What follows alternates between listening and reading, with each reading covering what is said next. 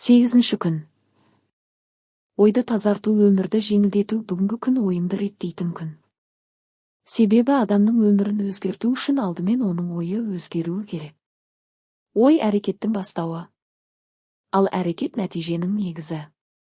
Егер ойың үнемі қорқынышқа, күмәнге, ренішке толы болса, өмірің де ауыр сезіледі. Көп жағдайда бізді шаршататын нәрсе жағдай емес, сол жағдай туралы ойымыз.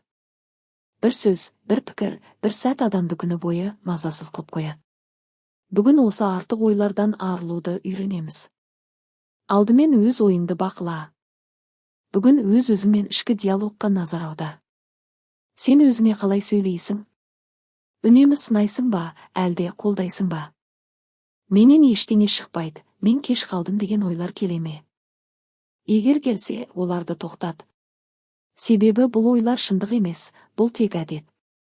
Бүгін негатив ойды саналы түрде ауыстыруды баста. Мысалы, мен шаршадым, мен демалып қайта жалғастыра аламын, менің қолымнан келмейді, мен үйреніп жатырмын. Бұл өзін алдау емес, бұл ойды тәрбиелеу.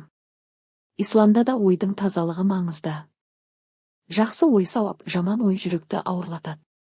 Алла пендесінің үмітпен, жақсы оймен жүргенін қалайды. Үміт иманның бір бөлігі. Бүгінгі тапсырма.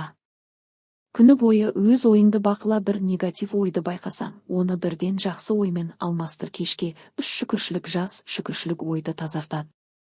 Барға шүкір еткен адам жоққа алаңдамайды. Азға разы болған адам көпке жетеді. Кешке мына сөздерді іштей айт. Мен ойымды таңдай аламын.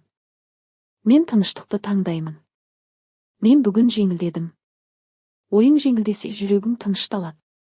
Жүрек тынышталса, жолың ашылады. Бұл өзгерістің терең кезеңі. Сен енді тек әрекет емес, ой деңгейінде де өзгеріп келесің.